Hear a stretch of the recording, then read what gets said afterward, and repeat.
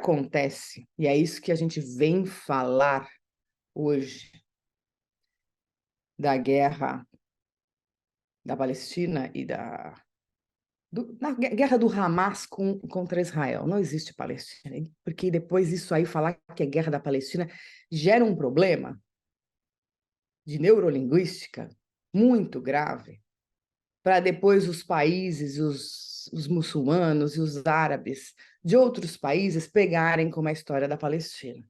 É uma guerra do Hamas que quer destruir Israel, ok? O pessoal de Belém e de Nazaré não fez nada, os palestinos. Mas na Jordânia, hoje, tivemos uma passeata pró o Estado palestino. Então começa já a mudar de figura, mas é isso que os obsessores e os seres das trevas querem: causar, causar, causar, causar, em modo que a população mundial se mobilize através do medo e de causas, que são causas políticas e econômicas, com um fundo completamente equivocado, que é aí que está o fundo religioso. Agora, o que a população muçulmana do mundo inteiro, deveria fazer é se unir para falar: nós, muçulmanos, não concordamos com a matança de nenhum ser humano. Não concordamos com atos terroristas. Porque senão vai virar um pouco o que aconteceu nas Torres Gêmeas. Fundamentalistas, terroristas, derrubaram as Torres Gêmeas, então todos os árabes, todos os muçulmanos eram errados. Eles eram radicais, eles eram homens-bomba. Para pensar. Você acha que o muçulmano que trabalha aqui na Itália e que ele tem um açougue, ele é a favor de matar, de cortar a cabeça de 40 bebês? Todos são a favor? Não, gente. Então, assim, vamos separar as coisas do que são atos extremos. Tá. Só que a gente está falando de uma região portal, uma região extremamente energética. E tem os fatores do porquê que o Hamas atacou Israel. E uma das coisas foi porque ali onde tem o domo, estava rolando umas coisas religiosas que eles não concordaram. E tem outras coisas. E tem do outro lado Israel, que quer o território inteiro. Só que a gente tem pessoas ali, 2 milhões de pessoas. E a gente tem um lugar onde estão restos arqueológicos, históricos, não só do cristianismo, do judaísmo, da história da humanidade, que é a tua história. É a tua história. Então, assim, você imagina o governador da Terra, nosso amado Jesus Cristo Sananda, como que ele está hoje? Como espírito. Sendo que os filhos dele, na terra dele, estão prontos para invadir um território com 2 milhões de pessoas e arrasar com o território. Arrasar. Você se colocou no lugar de Jesus? Quem são esses seres? Qual é a evolução desses seres encarnados? Como eles estão sendo ministrados espiritualmente pelas trevas? Num solo sagrado, seja para muçulmano, para cristão, para judeu, para protestante, para evangélico, para pessoa que entende de espiritualidade e que foi para Israel e que foi para a Palestina e sabe que ali tem a energia. Eu fui. Eu fui 2 vezes. Eu fui para Hebrom, onde está o túmulo de Abraão e dos patriarcas, para entender por que eles brigam. Eu corri risco de vida entrando em Ramala. Essa história vocês não sabem. Em nome da espiritualidade. Eu fui para todos os lugares de Israel, de cabo a rabo, sozinha. Sabe qual a conclusão que eu cheguei? Sabe quem tem razão nessa história? Nenhum dos dois. Ah, mas o território era dos israelenses, dos judeus, desde a época de 2000 anos atrás. Ah, os palestinos são agressivos, eles jogam bombas. E o poder econômico? E a parte do armamento de Israel, que investe no PIB? E o Israel que faz os seus jovens, todos, homens e mulheres, servirem o exército obrigatório e agora vai para a guerra? Como é que é isso? E o pessoal pobre, a pobre da Palestina? E os judeus? Têm uma história, uma cultura, uma inteligência que é válida. Eu tive reencarnações judias, eu podia muito bem me esqueirar para o lado judeu. Para mim, Israel está aqui, ó. Só que eu não vou me esqueirar para nenhum dos lugares, porque eu sou médium de cura. E vocês também. Vocês são pessoas de bem. A gente vai se esqueirar para nenhum dos dois lados. Quem está certo? Nenhum dos dois. Porque não tinha que entrar lá para matar ninguém com um ato terrorista. E não tinha que fazer o que vão fazer agora, que é revidar do jeito que vão revidar. É o que a gente aprendeu, né? Revidar mais ainda. É o que o judeu aprendeu de não perdoar. É o que o muçulmano aprende da compaixão com o próximo. Para estudar as religiões e vai entender que isso aí tem muito mais coisa de política e economia por trás do que Alá, Jesus e Jeová. Só que o que nós vamos fazer? A gente é equipe. E graças a Deus a gente tem equipe.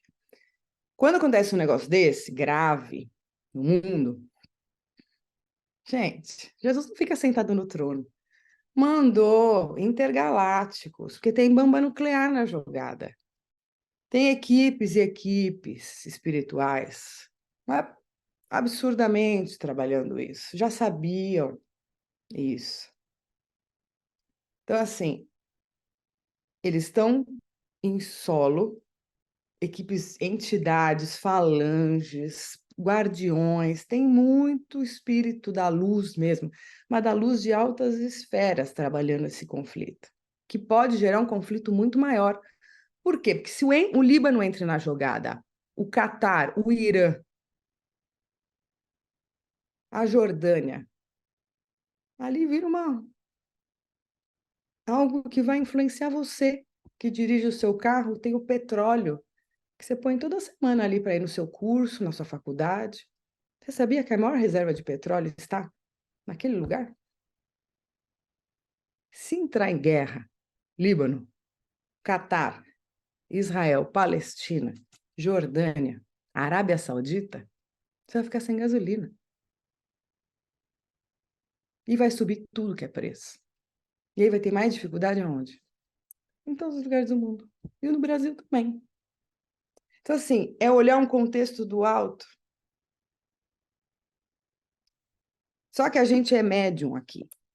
E o que a gente pode doar nesse momento? Energia e boa. E boa. Por isso, assim, as equipes estão lá. E nós vamos doar o que eles precisam, que chama ectoplasma. Ectoplasma de pessoas que são, como a Joana fala, que vem daqui a pouco, treinados há anos para podermos auxiliar todas as equipes humanitárias da luz e somente da luz para o conflito da Ucrânia, da Rússia, de Israel com o Hamas na faixa de Gaza e todas as outras guerras, injustiças, escravidão e outras coisas muito graves que acontecem no mundo. É muito, muito grave, porque, na verdade, o que está acontecendo lá está sendo televisionado, está sendo nas redes sociais. Se você está na sua casa, fazendo o seu trabalho, indo no seu curso, na sua faculdade, só que você assiste o jornal, então você vê na internet. E aquilo te gera uma preocupação, te gera um medo, te gera um julgamento. E é aí que está o que as trevas querem. Que você julgue, que você fale, ah lá, matou mesmo, tem que invadir. Nossa, mas é isso. Sabe aqueles comentários? Aquelas coisas, e aí vai gerando medo, vai gerando negócio, e aí todo mundo só fica no medo e não faz nada. E aí os pensamentos, as formas de pensamentos, de medo, que a televisão vai fazendo e vai poluindo a atmosfera terrena. E aí começa todo mundo passar mal, com dor nas costas, dor de cabeça, ficar ansioso, não conseguir dormir. E isso é o que a treva quer. Só que quando tem muita treva, existe muita luz. Nós vivemos num mundo de provas e expiações. Isso é batata. Eles se uniram para guerrear.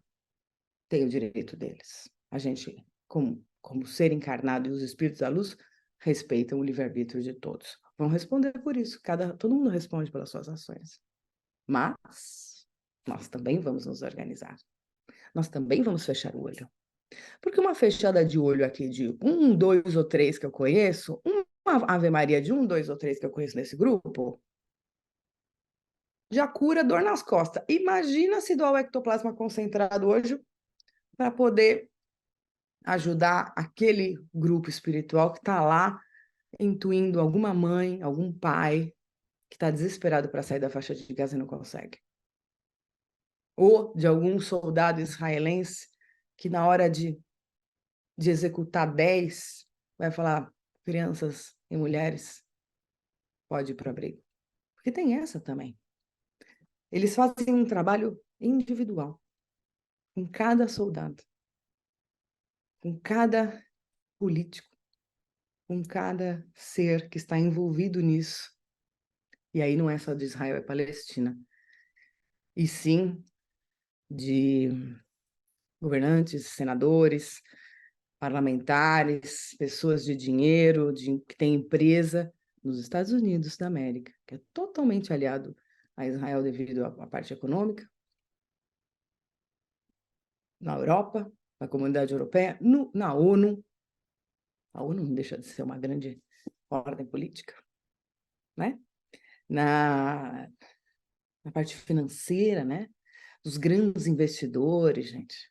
Então, eles estão intuindo tudo. É complexo, é muito maior, mas nós vamos ajudar. Hoje nós vamos ajudar cada vez mais.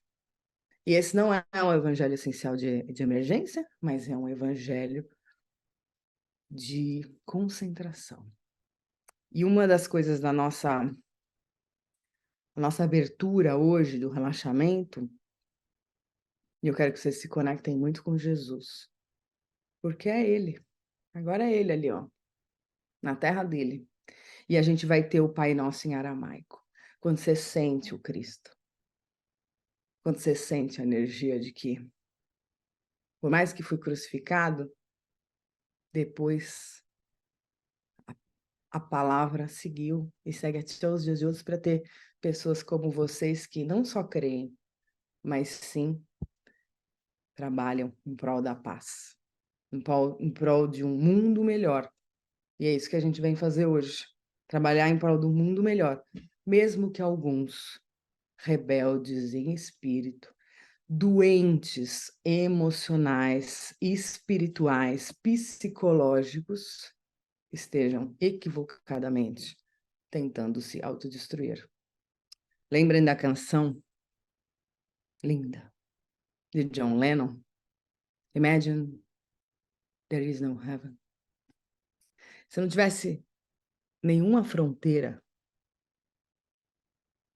se não tivesse essa história de fronteira, o que aconteceria? Teria essa briga. Não teria problema aqui na Europa dos barcos dos negros que são virados e assassinados nos mares da Sicília para entrar na Europa. Então, assim, as fronteiras geram isso. Os bloqueios geram isso. Já dizia John Lennon, não precisa de nada disso para a gente ser feliz. O futuro da humanidade é sem fronteiras, todos unidos, com a liberdade de ir e vir, vivendo aquilo que bate no coração, na luz e somente na luz, segundo aquilo que você acredita, na sua religião, na sua espiritualidade, no seu trabalho, sem prejudicar o próximo. Porque se ninguém se colocar no lugar do outro, o mundo está acabado. Mas como existem alguns no mundo que se colocam, como nós, então a gente vai trabalhar para o próximo, mesmo que ele esteja longe. E que sejam resgatados muitas pessoas. Lembrando que essas pessoas que vão ser refugiados, né, que vão sair da faixa de Gaza e vão para algum lugar, elas não vão ter direito depois de voltar às suas casas, sabe, foto, eles não vão ter direito mais ver as suas fotos de família, ter suas roupas, nada, elas vão simplesmente deixar tudo para não morrerem. E são pessoas que, os árabes, né, vocês sabem muito bem, as mulheres têm muitos filhos, né, têm muitas crianças. Então traumatiza. Vocês já imaginaram quantas pessoas crescerão traumatizadas? Quantas crianças, porque se forma o caráter emocional do 0 aos 7 anos. Quantas crianças estão ouvindo bombas, estão ouvindo medo, pavor, tem que sair correndo, tem que ir embora, o pai desesperado. Como é que tá isso? Como que forma o caráter emocional dessas crianças?